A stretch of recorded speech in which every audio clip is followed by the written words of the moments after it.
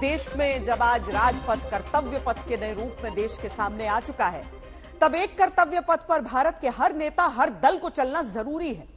वो कर्तव्य पथ जहां किसी भी राजनीतिक मजबूरी की वजह से वोट के लिए आतंकी को शहीद या हीरो न माना जाए। देश के शहीदों के सम्मान में वर्ष 1916 में जगदंबा प्रसाद मिश्र ने ये पंक्तियां लिखी थी, शहीदों की चिताओं पर लगेंगे हर बरस मेले, वतन पर मरने वालों का यही बाकी निशान होगा। इन पंक्तियों को आपने भी सुना होगा, पढ़ा होगा, लेकिन अब दौर दूसरा है। अब देश में आतंकियों को शहीद बताने वाली सियासी होड़ होती है। आतंकी को हीरो बताने वाले आगे आ रहे हैं। आतंकी की कब्र को मजार बनाकर दुआएं पढ़वाने की तैयारी का आरोप लगा है।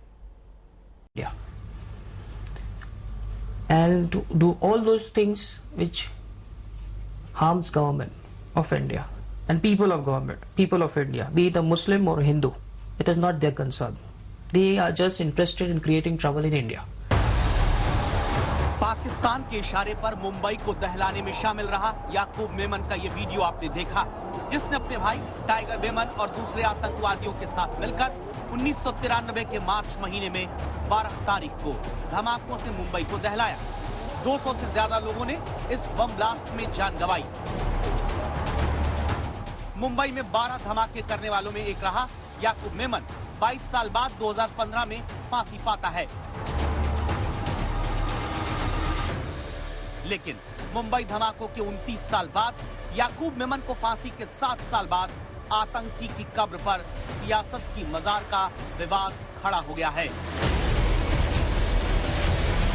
क्या ऐसे आतंकवादी की कब्र मजार बन सकती है?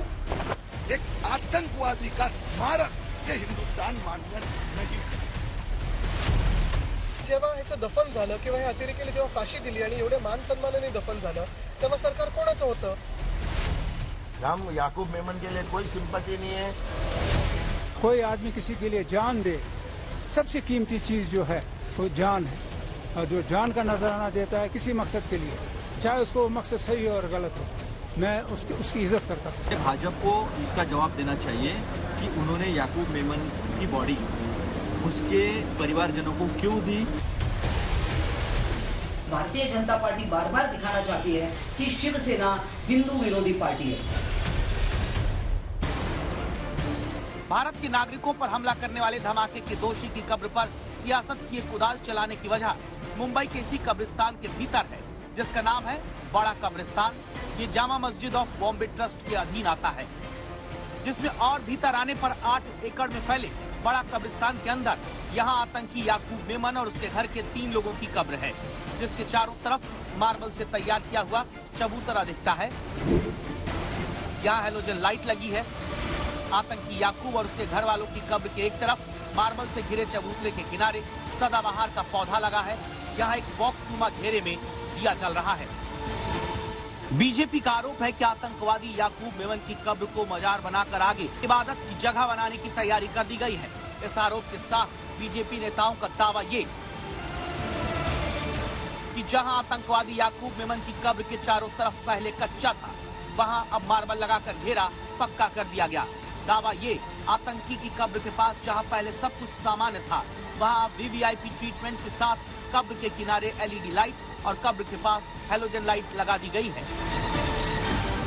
क्या ऐसे आतंकवादी की कब्र मजार बन सकती है? इसी मुंबई शहर में जब उद्धव ठाकरे मुख्यमंत्री थे, उनके साथ राहुल गांधी का दल और शरद पवार जी का दल सत्ता साझा कर रहा था। उनके अगुवाई में यह कब्र मजार बन गई। याकूब मेमन को शहीद बनाने की जो प्रक्रिया शुरू हुई है, उससे हमें दुख होता है, खेद होता है। एक आतंकवादी देशद्रोही उसकी कब्र को शहीद स्मारक जैसा स्वरूप देने का प्रयास हो रहा है। एक आतंकवादी का स्मारक ये हिंदुस्तान मान्य नहीं कर सकता। इसीलिए आज आपको सवालों की दस्तक में ये जानना है कि आतंकी की कब्र को मजार बनाने की कोशिश हुई है, क्या आतंकी की कब्र को स्मारक बनाने की तैयारी हो रही थी, क्या आतंकी की कब्र को सम्मान दिलाने का काम सियासत के कारण कोई करा रहा था, या फिर मुंबई में बीएमसी चुनाव से पहले आतंकी की कब्र पर सियासी विवाद खड़ा किया गया है?